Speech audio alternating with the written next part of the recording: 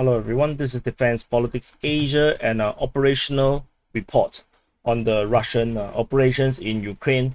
And so the Russians has given up waiting for the Ukrainian offensive. They from my analysis and what I think is happening, the Russian forces had been trying to they were holding back because they were expecting some kind of a Ukrainian offensive to happen, and the offensive did not happen, and then Bakhmut fell, and it seems like the Russians just decided that it seems like the Russians just decided that this Ukrainian offensive is not going to happen anytime soon, and based on evidence that most of the Leopard ones are still within the factory in Germany, being repaired and upgraded, and all the Abrams are most of the Abrams similarly are also in the factory, which means the Ukrainians actually do not have the means to run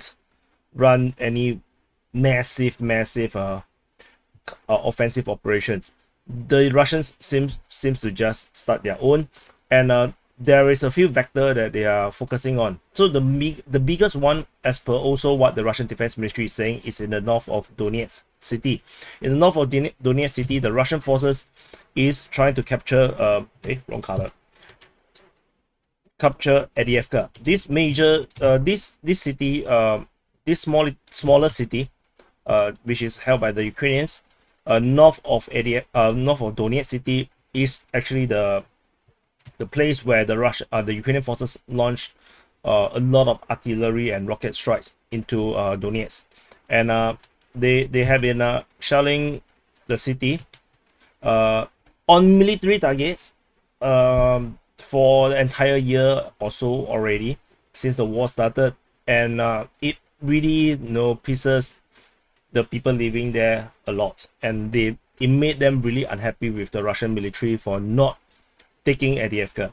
But it seems like now, after the fall of Bakhmut, Avdiivka seems to be the prime target, with the Russians now attacking from Yasinovata, and they are attacking from the south towards Avdiivka.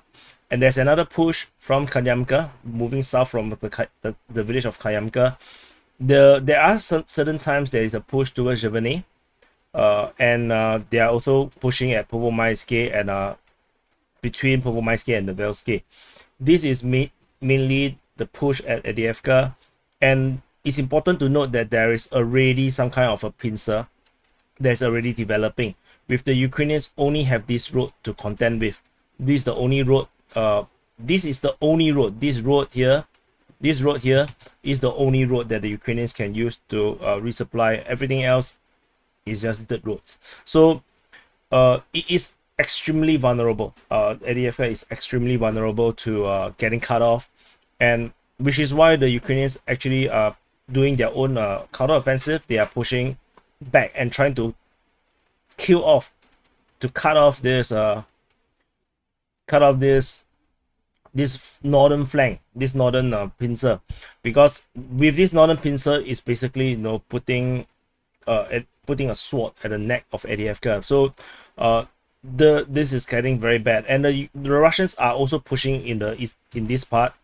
With the taking out of the bridge over at Khalivka, the Ukrainian reinforcement have to go the long way around, and this also presents a tremendous difficulty for the Ukrainian side. So this is the Avdiivka part. There is also north of all this action, there is also a Russian push towards Novokalinove, and this push is somewhat of a diversionary for the Russian pincer that is currently happening over here, and this generally looks like this, and the Ukrainians cannot allow the pincer to succeed, this push to succeed, because this will just simply expand the Russian pincer. And if the Russians capture the Orechetine and Novobakhmutivka, then the Ukrainian reinforcement route will be even smaller, because that means the route cannot go through Badaichi, and which means that the only road is actually through this area here, and this will become the only road. Now they still got alternative roads, But with the capture of these two twin towns, then the Ukrainian situation will be tremendously terrible. Because then the pincer will be even bigger. Then the pincer will look so big, and then the Ukrainians are also desperately trying to hold Sheveny and Tonenke. So if not, then the Russian, once they develop this road is cut. That's it, man. That's operational encirclement. So that's Avdiivka. The other major push is actually over at Marinka.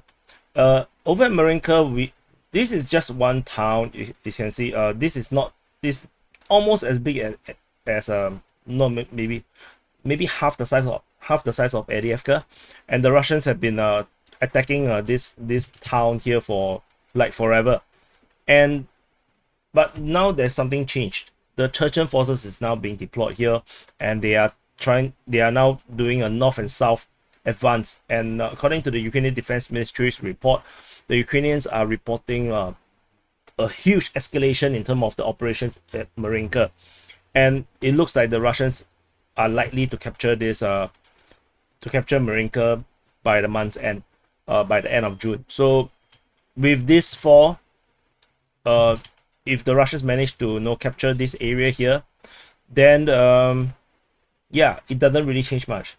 If you ask me, it doesn't really change much, but it just seems like a push, a continue of the grind. Because if you look at all these towns here, these are all heavily defended locations. So yeah, it's just gonna be like a chest bumping. Yeah, we did it, but it would not change the strategic situation here by much, unless we are saying that the Ukrainian defenses at the rear here is horrible, and which allows the Russians to spill out.